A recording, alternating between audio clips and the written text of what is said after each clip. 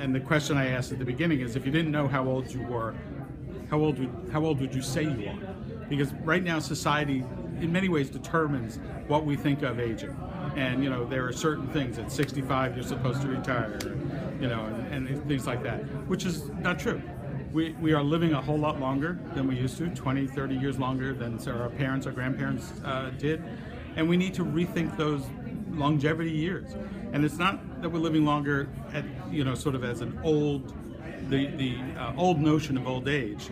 It's really a new middle age. It's an extended middle age. So what do we do with those years? A lot of people after 20 or 30 years of a career say, okay, I'm done with this, but I'm not done working. I still have purpose. I still have energy. I still want to do things. I want to make a difference in the world. So, we are trying to help people think about what can you do that's different. We started a Life Reimagined program to help people figure out what's next in their life. How do you think about that? But part of it is we also need, it's not just AARP, we need to get society to think differently about what it means to age. And we need to break the old stereotypes, create new solutions, and then act on those, and hopefully get employers to rethink how they're using age in the workforce. That get away from mandatory retirement. Let's stop the age discrimination that still happens in the workforce. There's a lot we could do, and we all should be working together.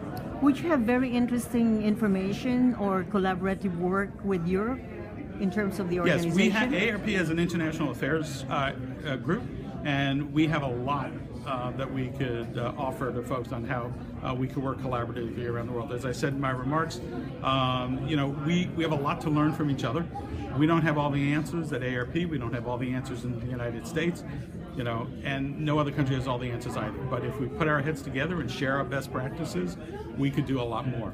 And that's a lot of what our international affairs team is working on, which is how do you share information? How do you share best practices?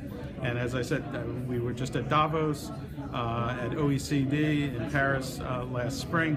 So there's a lot we could do working together to address the issues of what this new aging is all about. Finally, would you like to share some interesting stories about how the Europeans think about aging, or the other countries of the world, compared to America? Well, I think everybody is starting to realize that they have to think differently about aging. Many of our European allies, their populations are aging at a faster rate than us. Same with some of our Asian.